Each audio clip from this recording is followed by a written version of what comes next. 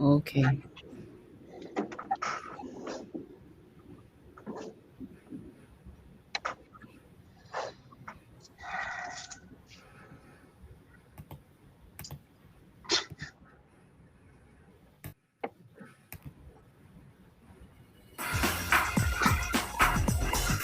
Mhm.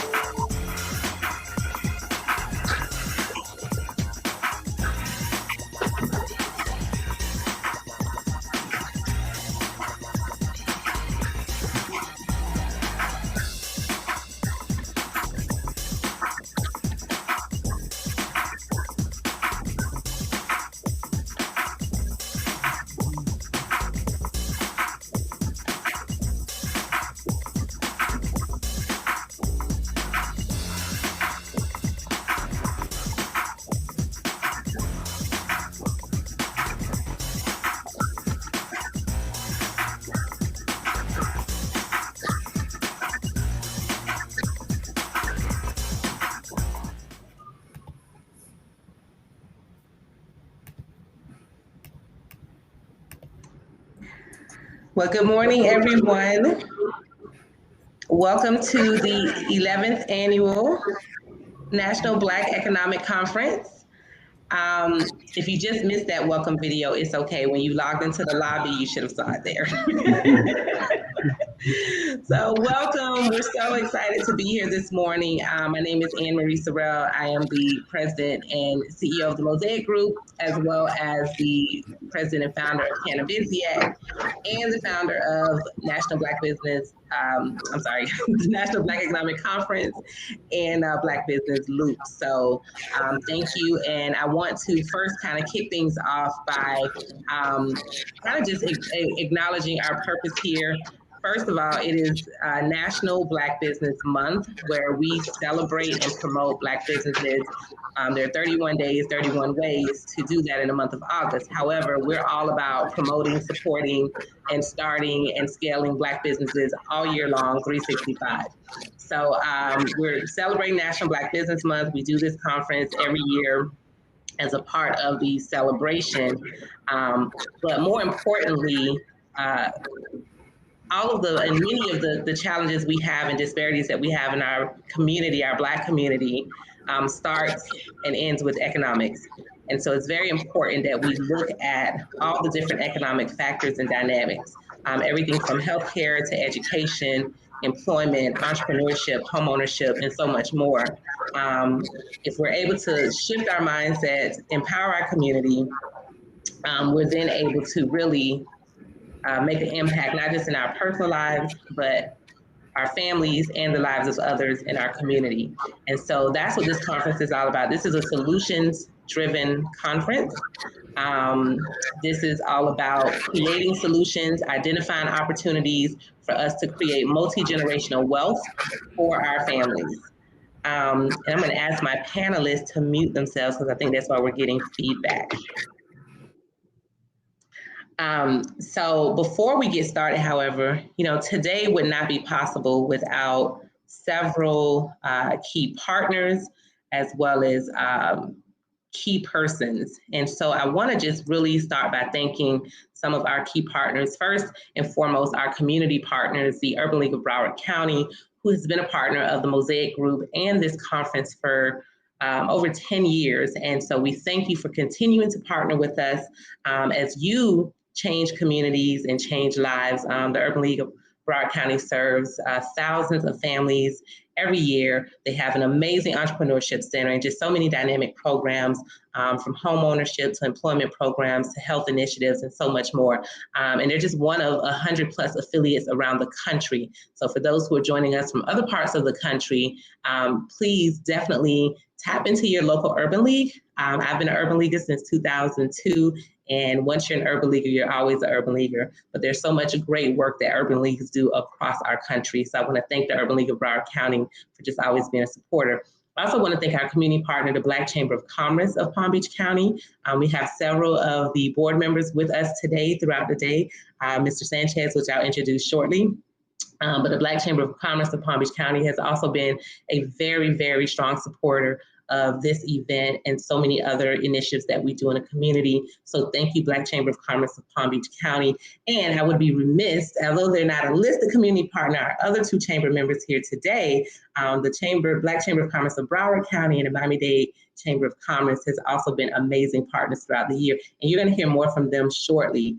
I want to thank our sponsors for also being a part of this event and making this possible. So thank you, Florida Power and Light, Valley National Bank, Complete Contract Consulting, Discover the Palm Beaches, which is our visitors and tourism arm of Palm Beach County. We also have the Greater Miami Conventions and Visitors Bureau, as well as the Florida State Minority Supply Development Council. And a special thank you to our media partners, Miami Media Group, as well as the South Florida Times. So thank you all.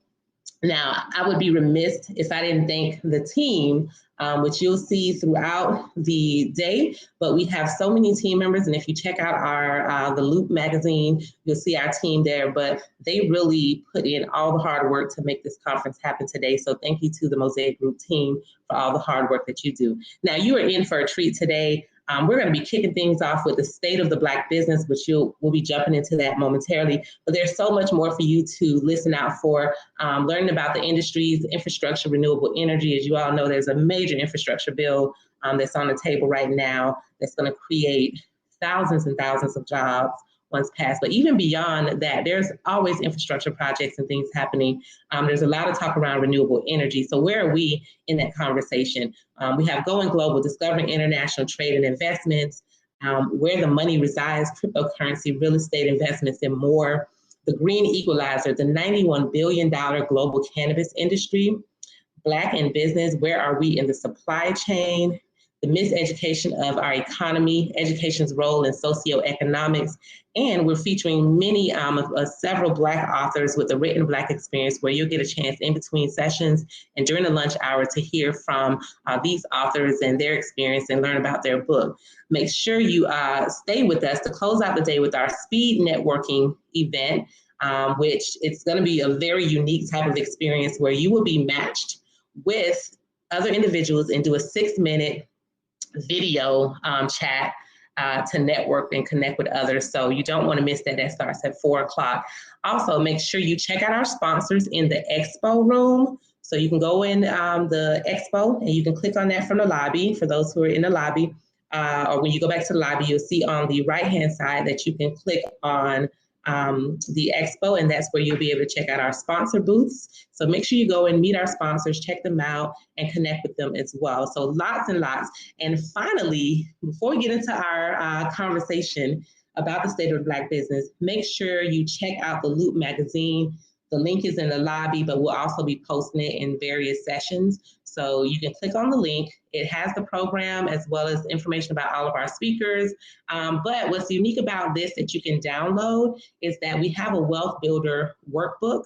So there's a great workbook in there for you to start your road map to generational wealth. So I just wanted to make sure that we highlighted those opportunities for you. And please take advantage of it. And please connect with each other as well. So thank you again for joining us. And now I'm going to go right into our discussion. So welcome again. So today, we're going to kick this thing off with the state of the Black business. For those who know how long I've been doing this conference, again, 11 years. But when it first started 11 years ago, the title of the conference was The State of the Black Business. And that was important because I wanted to understand not only the challenges, but the successes, the opportunities, both in the public sector, the private sector. And so who better to tell us about the state of the Black business than those who work with Black business owners every single day. And so today I am joined by 3 chamber presidents who have an opportunity to interact and change lives and empower Black-owned businesses through the work that they do every single day. So I have Mr. Joseph Sanchez, who is the chair-elect for the Black Chamber of Commerce of Palm Beach County. I have Ms. Shahiwa Jarrett-Jellin, who is the president for Broward County Black Chamber of Commerce. And I have Mr. Eric Gordon-Knowles, who is the president and CEO for the Miami-Dade Chamber of Commerce. welcome, welcome, welcome. Thank you. Pleasure to be here. Thank you for being here. So we're going to start with a question, and we'll start with Joe. Share with me and our audience your organization's role for Black-owned businesses and economic development. So Joe, if you can kick us off. Absolutely. So, the Black Chamber exists. Black Chamber of Palm Beach County exists really to advocate on behalf of our members, to educate them, and to provide them with opportunities to have access to resources, which they may not otherwise have access to. So, one of the big things that I'm most proud about with the role of the Black Chamber is our continued advocacy for disparity studies and making sure we get those presented before the governing bodies and pushing for that with the different bodies. And that's been one of the big issues that we've done. We've also played a role in the state government in terms of making sure we develop agendas or items that are important for our state representatives to take to Tallahassee and make sure that they're advocating on our behalf as well. Obviously we're all dealing with this COVID situation, so networking hasn't been as easy, but we're all, we've been doing the video conferencing like everybody else and trying to present educational programs for our members. We do a Wednesday Wisdom every other week where we present different ideas to help educate and take our businesses to the next level as well. So we're looking forward to hopefully one day soon getting back to more in-person things and doing more in-person networking, because that's a big part of what we try to do is help each other grow our businesses, and that's something that's been hampered by COVID, but we're finding new ways of doing that, and we're looking to explore and keep some of the things that we've learned and just expanding on that when we get back to more normal circumstances. Thank you, Joe. Shahiwa? Thank you, Marie, for having me. Good morning, everyone.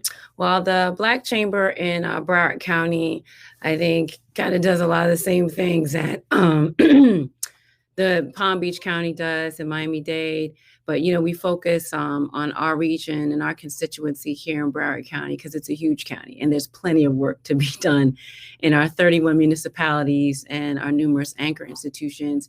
So when I started the chamber, it was because of the advocacy piece, the missing advocacy in Broward County, being that constant, if you will, bulldog to make the progress that they have in Palm Beach with their disparity studies.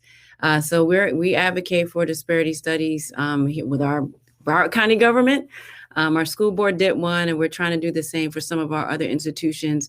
So we're very active in making sure that we're advocating for small business and Black business friendly policies from our anchor institutions on down to our local municipalities, but in the private sector, as well as with our nonprofits. We can't forget our nonprofits that spend a sizable money.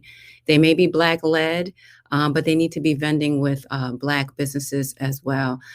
We do the same entrepreneurship training and marketing and other different things to make sure our members are ready to excel in business. And then we make sure that we're promoting our businesses. I'm really big on that. We want to make sure that we're getting them in front of as many people as we can to remind them to spend Black and spend with Black businesses. And also to, look beyond the special month of August, right? Spend Black beyond National Black Business Month is kind of our thought. And we do that in a number of ways, but we love to highlight them in our educational trainings as well to showcase their expertise. And then lastly, I would say that we connect. We like to connect our businesses to decision makers. It's key. As a small business owner, it's tough to get in touch with the people who make the decisions with regard to procurement and buying and purchasing and diversifying the supply chains in the private sector. And so we make that happen. We find that once those relationships are solidified and people become familiar, then they can actually make some headway in getting some business. So that's kind of our role in our market. Thank you for that. And I want, and maybe Eric can clarify it in his opening comments, just for those who may not understand what a disparity study is, because both you and Joe mentioned it. Eric, maybe you can highlight specifically what a disparity study is and why it's needed as a part of your remarks. Hi, good morning. And Anne-Marie, always thank you. And welcome to Joe and Shahiwa and Danielle for being here with us this morning. The Miami-Dade Chamber has been around since 1974, started by a young man by David Fincher and others as well. Ron Frazier was a part of that, along with T. Willard Fair back in 1974. And, you know, we all say there's the grandfather of chambers, which in each county or city municipality, you know, the Greater Miami Chamber, the Greater Fort Lauderdale Chamber, the Greater Palm Beach Chamber, and those chambers, I know the Miami Chamber has been around for over 100 years. So I bring that point up to say that the Miami-Dade Chamber was started because of the lack of opportunity and inclusion, that our businesses saw that they needed to start their own chamber. Our function, our mission is to create opportunities for economic and social transformation. We stand on basically 5 pillars, which is advocacy, access, procurement, development, and foundation. It's a great time to talk about disparity right now, because our school board just put out their report on the disparity, which basically said there was no disparity in construction. And Joe, Joe is smiling, because that's where he sits in that area. But there was disparity across the board when it came to procurement, and in particular with women-owned businesses. So a disparity study basically gathers information to determine who is getting a portion of the business that the county or the school board puts out. And I know Miami-Dade County right now, they are collecting the data that tells us what we already know, that we're not getting any of that $9 billion that the Dade County's budget has. There was several years ago, 2012, if I remember, Judge Risecamp threw out the information or that the disparity because there was not enough information gathered to determine the disparity. So now here we are that many years later, where the county is now beginning to gather the information to tell us, as I said, what we already know, to now do a disparity study that's going to take another 4 or 5 years. So we're losing opportunities in this process. So we as a community, and the great thing about South Florida, Miami-Dade County, Broward, and Palm Beach, we do work together. And we are working even harder to work together because even though we're 3 different counties, a lot of our businesses, a lot of our members do business in all 3 counties. Joe's up in Palm Beach, but he's doing business in Broward, Palm Beach, as well as Dade County. So we have to work together in order to change the dynamics.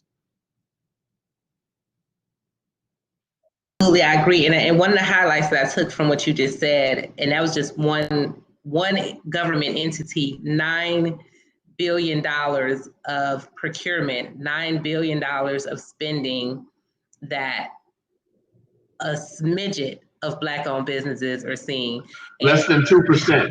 Less than 2% in Dade County, we've been saying. Dade County, wow. And I know in Palm Beach County, we did our disparity study. It was about the same, about less than 1%, Joe? And then for women, particularly Black women, it was like less than 0.01% or something crazy.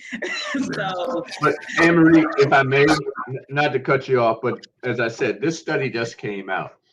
So what we have to do is come together and see how we get in front of this.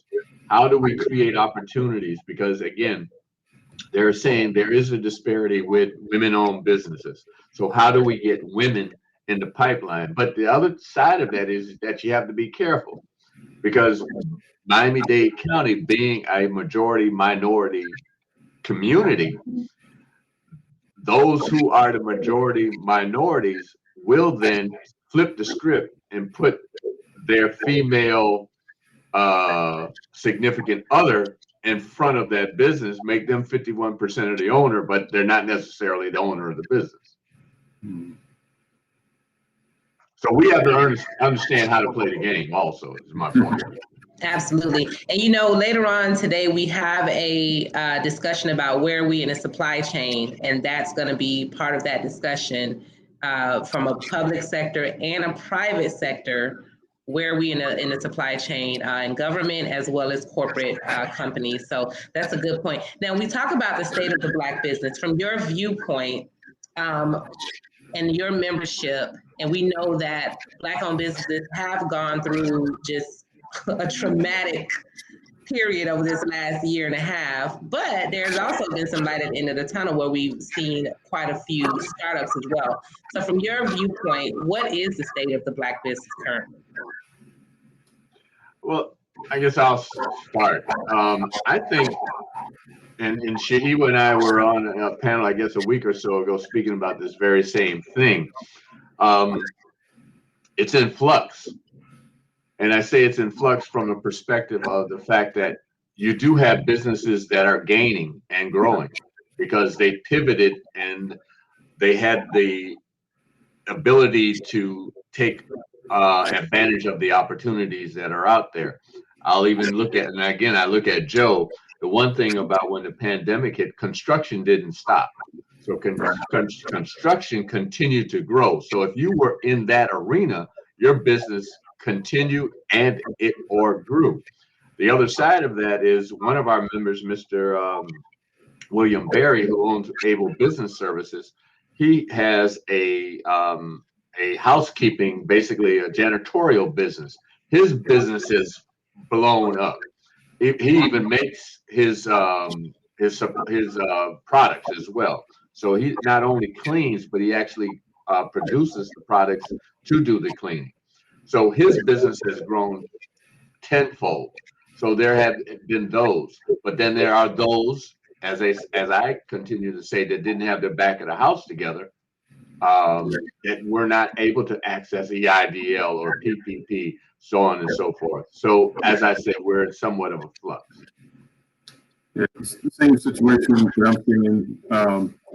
You know, we have members, friends, associates who own businesses that rely heavily upon people getting together. You know, we have concert producers and event organizers, catering companies.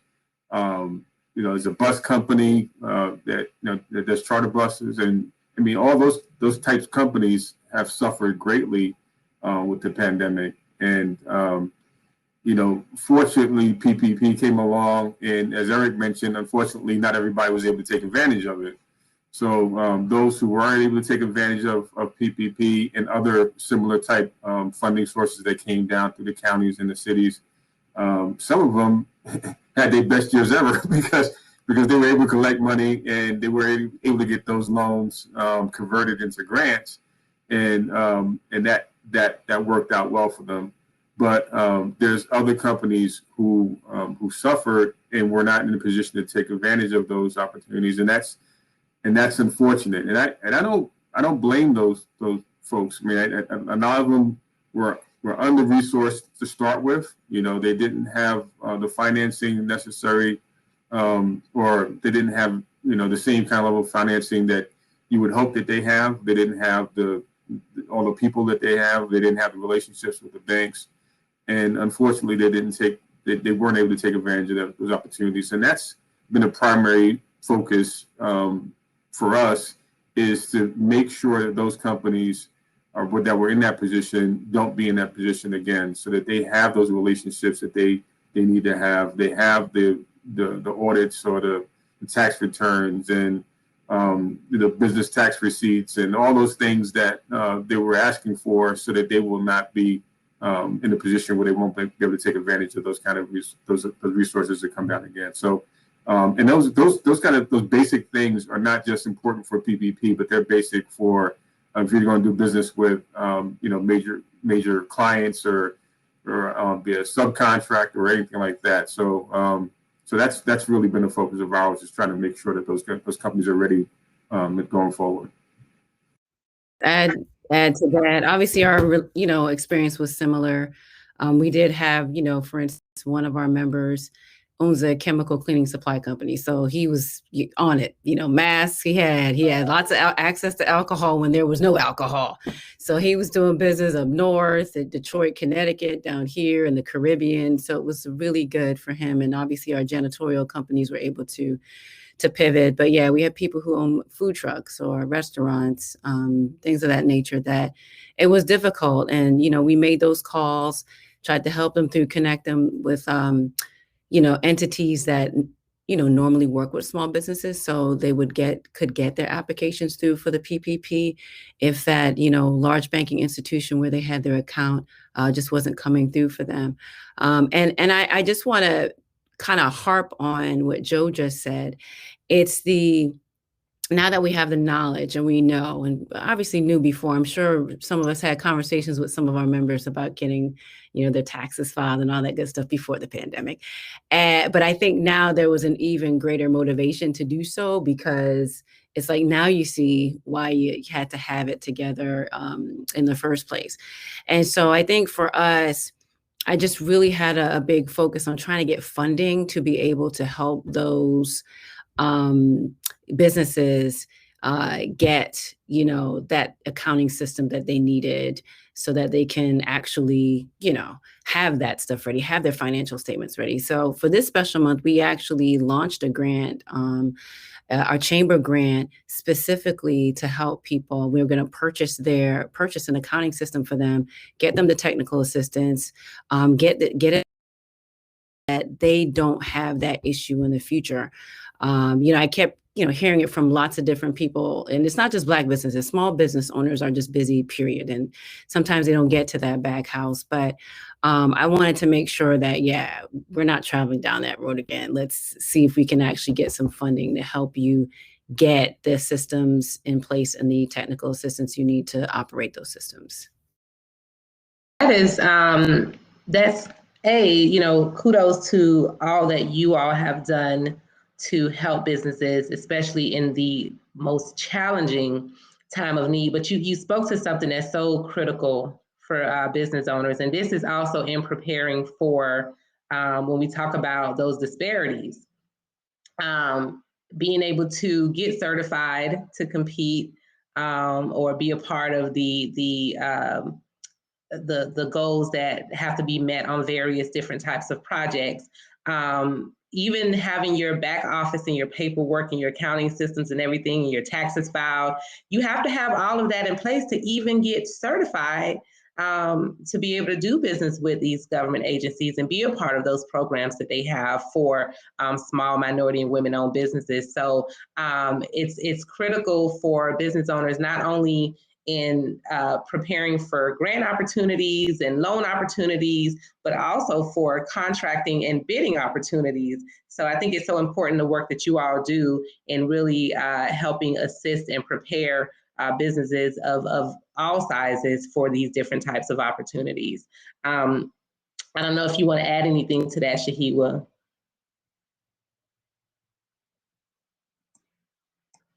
The only thing I would say is that, and Joe and both Shahiwa said it, you can have all those things in place, and then if you don't have the relationships with the banks, and that's where a lot of businesses fell short in terms of receiving PPP, EIDL, or even the state emergency loan money. A lot of your large corporations, they had the big accounting firms, but they had relationships. They actually had an account not just a checking account or a savings account with the bank, but they had a business relationship. They had loans with the bank. They had a credit cards with the bank, and those were the businesses that were able to access and those initial monies. Not to say that that was right, but saying that small businesses have to understand that they have to build relationships with their banker and do business, not just have a checking account with that particular bank. I heard that there was one company, they were putting $50,000 in a particular bank a month, but they didn't have a banking relationship. Mm-hmm. And I think, just to jump in, Anne Marie, since we're on this topic, kind of obviously one of the lessons learned, out of this whole pandemic, I know I started talking to my members as I, called them and heard more and more, oh, I'm number 75,000 in line, for this PPP or whatever. And, as everyone was learning, what the definition of a banking is, right? And people understanding, okay, I guess I didn't have one. I started talking to them about, creating those connections and relationships with some of our smaller local banks.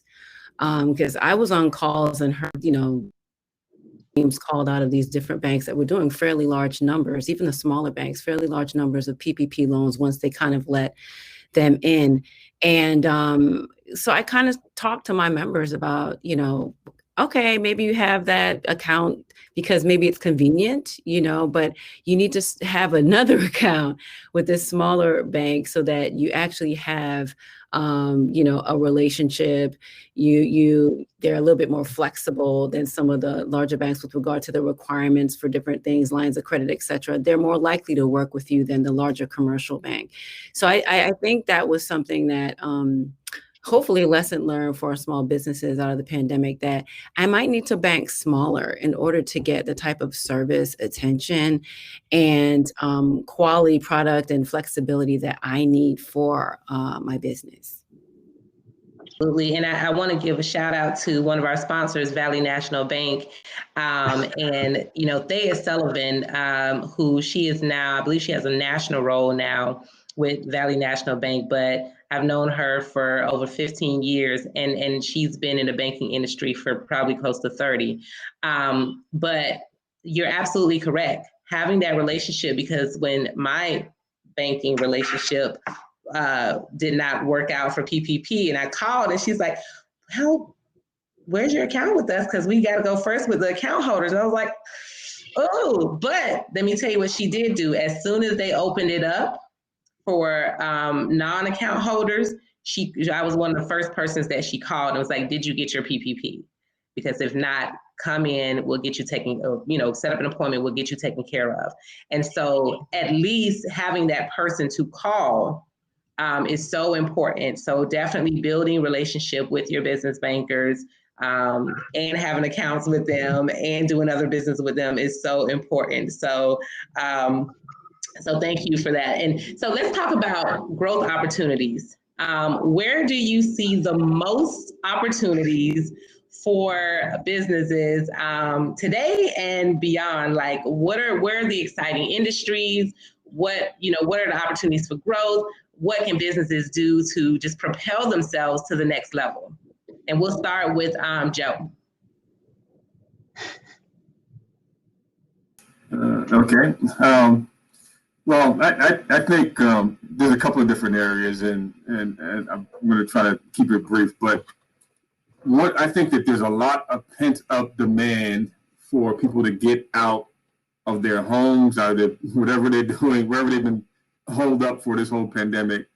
And so you see it already in the airplanes. If you've flown since the airlines have started opening back up, planes are full. People are vacationing.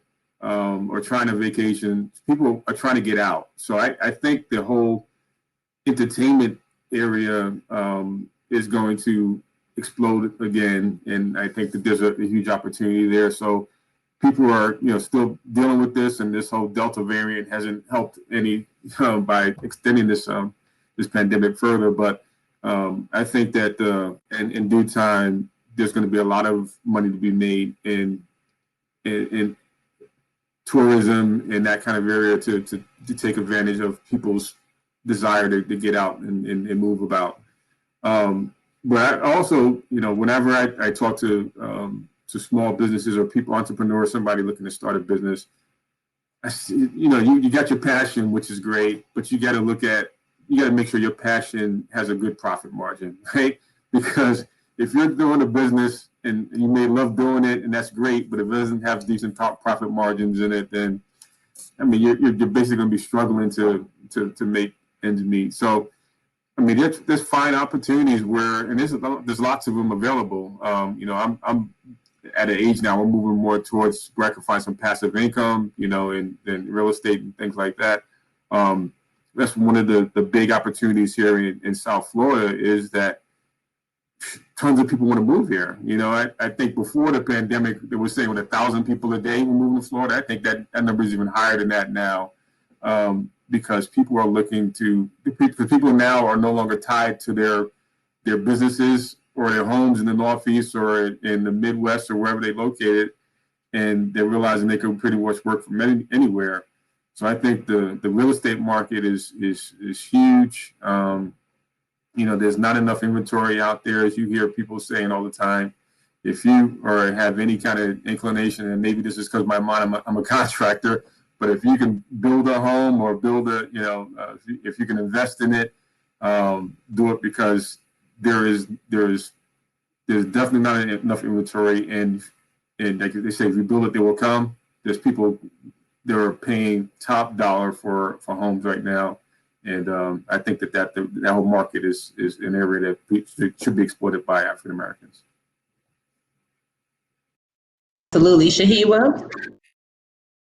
I would briefly echo on the tourism. That's a major, pivot for us as a chamber. We're so pessimistic. I came on government contracting because of the numbers you heard earlier. But as I learned more about what some of these other government agencies do, their budgets, and the types of impact that tourism has on the area, that's been a major focus for me. And I was in touch with Al Tucker before he died, unfortunately, because that was something that was big for him, bringing those conferences, Black conferences, to our area. And my focus was, again, how do we make sure when people come, they spend with our Black businesses? How do our Black businesses tap into the tourism market? What training do they need? How do they get on the queue, the qualified vendor list, et cetera, so that they can take advantage of people coming? And I agree with Joe. It's, for me, obviously going to explode, but I think it's an untapped area for a lot of our Black people thinking about starting businesses. You don't typically hear Black people saying, "Oh, I'm going to start up a jet ski business," or "I'm going to, kind of have a yacht rental business." Or what, we don't do that, but we definitely should, especially in Florida. We have some of our members getting into that, and so we're actually starting up a tourism and creative council in the chamber to tackle also bringing film to the area. You have some people in the chamber who are involved in that, and there's tourism in that. People they come from California all over to film here, and so we want to be able to make sure we're tapping on photographers, event planners, and all of our other types of businesses into that market. And then I would say, you hear me say it all the time, the marijuana industry, the cannabis industry, and you know this very well, Anne Marie. I don't think enough of us are in there, and I know there are definite barriers and challenges to getting in the markets, depending on how the state structures it. But in the meantime, they are businesses, and so they're going to need some of the same services that any other business would need: the marketing, the packaging, and some ancillary services that our businesses can provide. I just think the market is so big, it's emerging, and the way to make the big money is to kind of get in, when before it explodes. And so I'm very anxious about our Black entrepreneurs getting in the cannabis and hemp industry, as I know some of our universities, UF and FAMU, are studying the use of that, and our legislature is looking heavily into that. And then lastly, I'll just say tech. We've always kind of focused on that and had a few series on that topic. on our entrepreneurs focusing how to infuse tech into their current model. So they not only provide a service, but they now have a product and can increase that profit margin that way by introducing tech, whether it's software or some kind of platform, into their existing business to have an additional revenue stream. So that's what I. Awesome. Well, thank you, Shahiwa. With all that you said, I'm gonna get to Eric in a minute. I got to give a shout out to Discover the Palm Beaches. Because when we talk about tourism, and they're doing an amazing job with increasing and improving their diversity, equity, inclusion here in Palm Beach County. So Discover the Palm Beaches, we have some videos in the lobby, and we'll post some in the chat here as well. And then, of course, the Greater Miami CVB, who is also doing an amazing job with their outreach and their diversity and inclusion, and including local minority businesses in some of their different efforts as well. And I still have to give a shout out to Broward CVB. I miss Al Tucker. May he rest in peace, because he was the man in making sure that there was inclusivity, and that Broward County, which actually is leading in the fastest growing area for Black professionals, Caribbeans. Broward County is leading as it relates to who's moving, as it relates to Black folks moving to South Florida. Broward is leading in that. So, and I think a lot of that had to do with a lot of the tourism work and a lot of the work that Al Tucker did over the years. And I want to just give him his due in his memory. So, Absolutely. Al Tucker, absolutely. And, cannabis, we have more about cannabis later today. So lots to learn there. And, Eric, what are your thoughts? What are you seeing as the growing opportunities for Black-owned businesses? Well, I think Shahiwa and Joe pretty much hit on pretty much everything. Fintech is important that we look at it. I mean, here in South Florida, we see all these technology companies moving to Miami-Dade, Broward, so on, and Palm Beach. And so we have to figure out, how do we get into that mix? You hear about whole thing with oh gosh, all of a sudden I'm drawing a blank with these just not just Bitcoin and that whole the cryptocurrency movement, the cryptocurrencies, but the other one, the NFTs.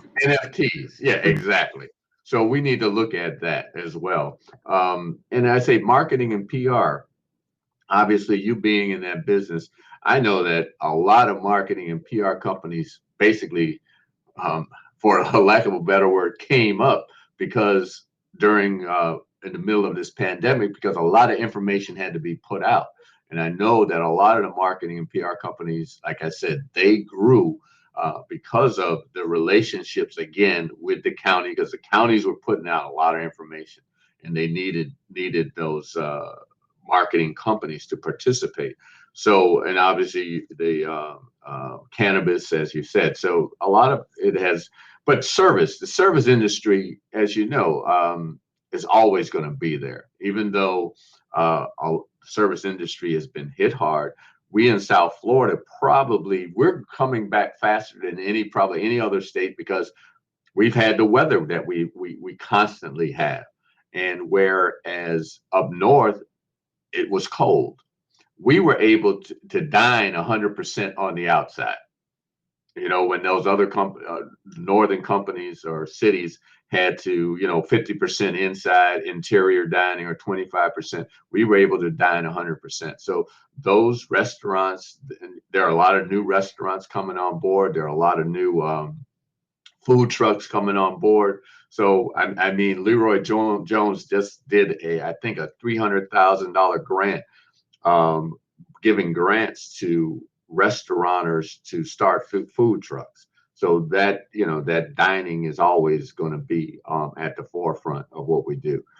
Tourism, here I got to give out Connie Kennard a shout out here in Miami-Dade County and what she's doing with the Greater Miami Convention and Visitors Bureau. So there's a lot of opportunity. The one thing that we haven't hit on, and we as chambers You know, our mission is to help our businesses grow, and it's having them understand what it means to be a part of a chamber. You know, we talk about it all the time. A lot of people say, well, why should I join the chamber? Or they join the chamber and they say they didn't get anything out of it. But my question is, what did you put into it? You know, as the old analogy, people join gyms at the end of the year, New Year's resolution. They're going to join a gym. They may go for a couple of weeks, but then they don't go anymore, and there's no results. So the thing about chambers is you have to get engaged, become part of a committee. Chambers have many different committees committees are the lifeblood of chambers. That's what moves chambers. Not Joe, it's not Shahiwa, it's not Eric. Yeah, we're here helping guide and pull things together. And yes, we do work and we do push and advocate, but it is the members that what really makes a chamber grow. So it's really about getting engaged. And so I just wanted to say that.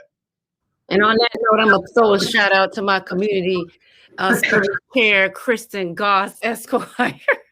Let me tell you, when you got a good, hardworking chamber member that they're dedicated to whatever they take on, it's like, and I started the chamber, so I was doing everything and it's still doing a lot. But you have that person that comes along, you're like, oh, I can hand this over. I can trust you. You're going to run with it. You're going to recruit. It's beautiful. So I have to echo, obviously, Eric. And like he said, we were on a panel the other day together and we talked about this. Why should I join a chamber? There are many reasons for what we've listed. But I mentioned in our last conversation that during the pandemic, we found that a lot of Black businesses came home to the Black chambers because they needed that one-on-one assistance. They needed that hand holding. They needed that extra shoulder or ear to talk to and to guide them. And we provided that for them. Our chambers did that. And so I think our businesses always know they have a warm welcome, a home here, and somebody who really is always willing to go the extra mile. Because some of the other businesses will get the information and maybe they're able to have those connections, they run with it. But we will do the hand holding and go the extra mile for our members. Oh, absolutely. I say all the time when I talk about the mainstream chambers, they don't have to do the work that we do. You know, they don't have to go out and advocate as hard as we have to advocate. They don't have to provide the technical assistance that we provide, you know, how to get certified with Dade County, how to get certified with Palm Beach, so on and so forth. So we go, as Shahiwa said, we go the extra mile to make sure that you're getting connected and going in the right direction. So, Joe, anything you want to add? Well, I just wanted to say again, amen to what Eric said about the committees. Because I see a couple of our committee members on there, Dr. Roundtree and Brian Oliver are on a couple of or some of our committees. We have a 5K coming up on MLK Day weekend, and they're on that committee for that. But yeah, I want to strongly encourage everybody to not just join the chamber, but to join the committee as well. Because that's so vitally important. You know, what we also, you know, everybody's been reading about these announcements by major corporations, banks, and others about big dollars that they're pouring into the Black community. And I don't know about our partners. I see she was putting her hands up. We don't. It's mysterious as to where that money is going because we don't necessarily see it. And I think a lot of these companies are counting money that they're already spending and saying that that's going some certain places. But that's a focus of mine in particular. And I know our president, Grasper Smith, as well. We want to hone in on those people and hold them accountable for all these announcements that they're making and saying that they're putting money into Black businesses because, you know, if that opportunity is real, shame on us for not taking advantage of it. But, you know, we're following up on those kind of things. And I'd love to be able to, at the end of the day, turn around next year, report back to you and the rest of the folks on this conference and saying, yeah, we had, you know, X number of members get, you know, $100,000, $500,000 contracts, $1 million contracts. So we're not looking for handouts. My members are not looking for handouts. They're looking for opportunities. And as long as they have the opportunity to demonstrate that they're capable of doing something that's productive, and they can earn an income doing it and feed their families doing it, and provide jobs to their community and their family members doing it. I mean, that's what they're looking for. So we need to focus on that and working together to make sure we hold those people accountable. Those companies. Well, Joe, yeah. Where's the beef? Where's the money? I mean, I think we had to be in a panel, had this conversation. I don't know if it was Juneteenth or something. We had this conversation. No, we just had it. We just talked about it the other day. Where's the money? We're sick of the announcement, the pledges, and I know Joe and I have exchanged emails on this. I'm like, you getting any money? Did you see? I'm asking our Black chambers, not just in South Florida, but around the country, what's happening? Are you seeing any of these funds? And the answer is a resounding no. So I think we always end up in the same position and things happening all over again, and we kind of go through these cycles because we have to have more than lip service. I've had people, and I don't know about you all, call the chamber, oh, we'd like to partner and we like to work.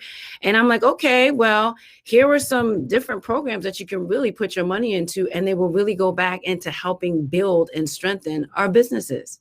And then it's like, oh, we really want to help. And then nothing materializes, after these big announcements. So I will say, Joe, that is a frustration, I think, of all of ours, and not just in this region. I'm hearing it from Black chambers all over the country. And I think we're just at a point where we want people to mean what they say and to stop talking and to actually act. We have an awesome opportunity to push the needle forward and actually make a difference for our Black businesses, and in turn, making a huge difference in our Black communities with regard to job creation and wealth generation. And I can't help but feel a bit frustrated that, sometimes the opportunity is squandered. But I'm going to keep, lifting up every rock to see what we can get and, what we can do to benefit our members.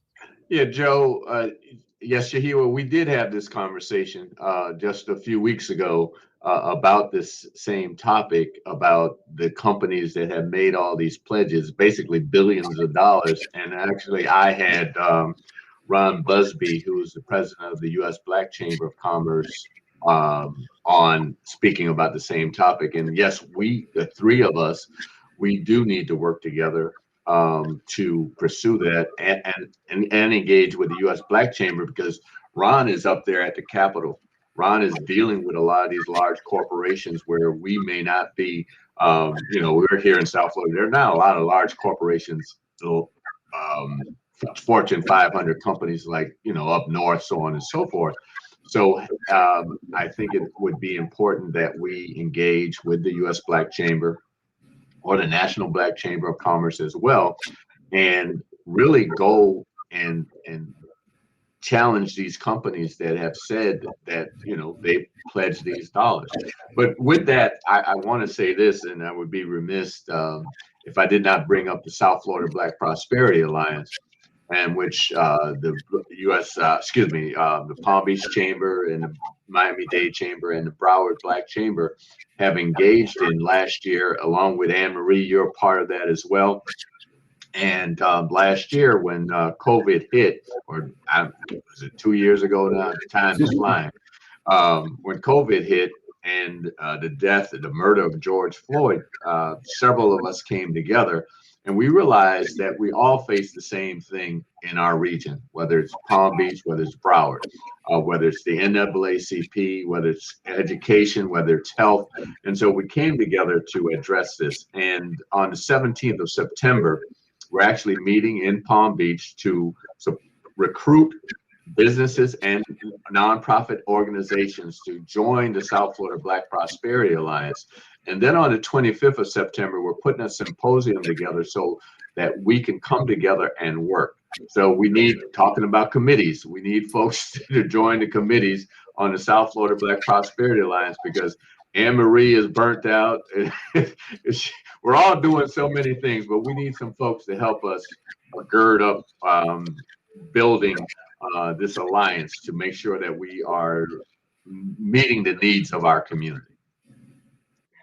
Listen, you know I do it all for the culture, but sometimes we get a little tired and we need some extra hands and some extra help. So we need more folks doing it for the culture, is all we're saying. You know, before we wrap up, we have about 10 minutes, and if anyone has a question that's in the audience, please put your question in the chat so that we can try to get to a couple of them. So my last question for our esteemed panel here, and I'm so grateful for each of you and just the passion that you have for the work that we do in our community for our businesses. The theme of this conference is the road to generational wealth. And that's so important because, you know, in our community, we don't have much generational wealth. As a matter of fact, when we look at the wealth gap for white Americans compared to Black Americans, we are in a huge disparity. I think our net worth is on average at least $100,000 difference on average and minimum. So what does generational wealth mean to you? And how you already kind of talked about all the major benefits of being a part of the chamber, but how do you convey that to your members? Is there more that we can do to make sure that our community is really focused on the economics and the mindset of building wealth for generations to come? Can I say this, Anne Marie? This is something we haven't talked about. In other communities, they use the vehicle of insurance to build wealth. They use the vehicle, as Joe said, of home ownership to build wealth. When I speak about insurance, life insurance, you know, there are communities that when a child is born, they put insurance, or when they're going into college. So when insurance costs very little, when you're younger, you're able to buy more insurance. So when grandfathers, grandmother passed away, they're leaving that legacy of non-taxable money to these families. And that's something that we don't do. We get insurance, we get burial insurance. I remember growing up, you know, the insurance man used to come and collect the 50 cents or the dollar, pay for the policy. We all know about that, but we don't, at a younger age, when we're in our 20s, get $1 million policy, so on and so forth. And so that's one way that we need to look at building wealth in our family, wealth in our community. I'm going to say a couple things. I think we, you know, as chambers, we try to straddle both and think of the individual business owner as well as their business in this, you know, particular case when talking about building wealth. So I know for us last year in September, I think it was Life Insurance Month. So we did a panel with one of our partners, the Broward County Black County Library, a series talking about the importance of life insurance, because I'm sick of seeing people raise money on GoFundMe for funerals. I mean, that just doesn't make any sense to me. You know, term is fairly inexpensive when you're young. Obviously, as you get closer to 40 years of age, you need to probably change that to a whole life or some other policy where you get cash value. But we need to be using, like as Eric said, that insurance, life insurance, as a vehicle to transfer wealth. And I'll tell you, they do that when a child is born. I was watching a session on wealth building, and it's on our YouTube channel. We have a wealth kind of string of videos I posted there about using life insurance. And one of the agents said, he's out of New York, that the Jewish community in New York, they actually get together and buy life insurance on their grandparents. Yeah, that's it. Yeah, absolutely. And everybody else, so they're the other end, but they're pooling that money and boom, absolutely. $2 million. I mean, we're not saying we're banking on the death here, but the point is that's knowledge for how many reality. Grandkids. Yeah, how many grandkids? And so they're utilizing it in different ways. So I say life insurance, key person insurance is something we're going to be talking about in the fall. And I always say you work so hard in your business and you just make that whatever salary. Do you have an SEP, a simplified employee pension plan? If you're a solopreneur, they're very inexpensive to operate those types of plans. So look to that. And if you do it, work with your to set one up when you think you're ready, because the point is you can't work all these years having your business and not have any money when you retire, and not have a penny outside of, I know Joe talked about home ownership. Obviously that's key. And then even in your business, look at how you, there's succession plan. Do you have one? To sell the business? Are you going to keep it in the family? Because you have to plan accordingly if that's what you're going to do. So we try to, have sessions on that as well, because we want people to obviously be personally well as business owners, as well as having them think about the business and way on their business, taking those building, etc. Building wealth that way. Awesome. Thank you. Joe, we'll have you wrap it up, and then I'll do some closing remarks. Okay. Well, I mean, Shahira and Eric spoke a great points about insurance and building the wealth. And also protecting your wealth, which is very important as well. But just a couple of quick points about not losing what you do have and making smart decisions. I mean, one of the biggest debts that we have right now is college debt, right?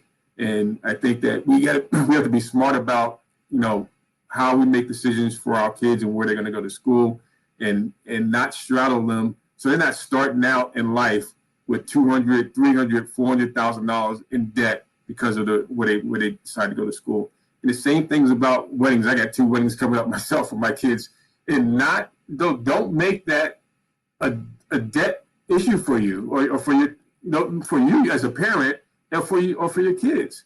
I mean, why if you're in your 50s and 60s, why are you going to take out a $100,000 loan and have this big extravagant wedding for your kids? I mean, you ask everybody to make a financial donation to your kids so they can buy their first home, so they can start out life in the right foot. So I think those are things that we need to be thinking about. Obviously, we're a chamber, so we want to pass businesses on to our kids, the next generation.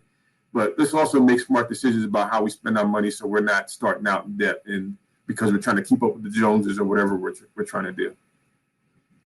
Listen, you guys wrapped it up so well. This has been an amazing panel, an amazing opening. You really set the tone for what we're going to be discussing the rest of the day. So everyone, please make sure you check the schedule. We have some amazing workshops coming up.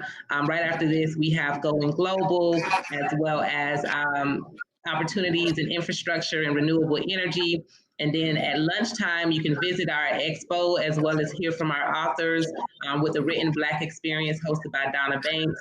And then in the afternoon, we have our panel, which is going to be discussing the $91 billion global cannabis industry, where the money resides, cryptocurrency, real estate investment, as well as, I know I'm missing some, but the miseducation of economics and socioeconomics. So how do we get our children prepared and in that wealth mindset, and so much more. Make sure you take our survey. We have a survey in the chat. So please take the survey, as we want to make sure we are able to improve upon this conference for you each year. Also, you should have a link for the Loop magazine, the conference edition. So you can check that out as well, which has great information. We also have a directory in there. So if you want to reach any of our panelists, there's also the directory where you can reach all of those panelists, as well as our sponsors who participated. And make sure you go to the Sponsor Expo and check out the sponsor booths as well that are there, and interact with them. And lastly, don't forget the networking at 4 o'clock. And there's a way for you to network with everyone. If you go to the people function on the panel on the left-hand panel, you'll see the people function. That's where you can see everyone who's registered for the conference, and you are able to connect with everyone there. So we may be virtual. There's a lot of interaction that you can do. And in the lobby, all of our panelists, all of our sponsors and attendees, you can post in that chat. You can post photos. You can add other links, videos, as well as just introduce yourself. So there's a way to chat in the lobby as well, and get your information out there. So many different functions. Take advantage of them. And we'll see you in the next session or on the main stage at noon for our Written Black Experience. You all enjoy the conference, and thank you again, Joe, Shahiwa, and Eric. You're always just so amazing to work with. Appreciate your support. Thank you, Emery. Thank you.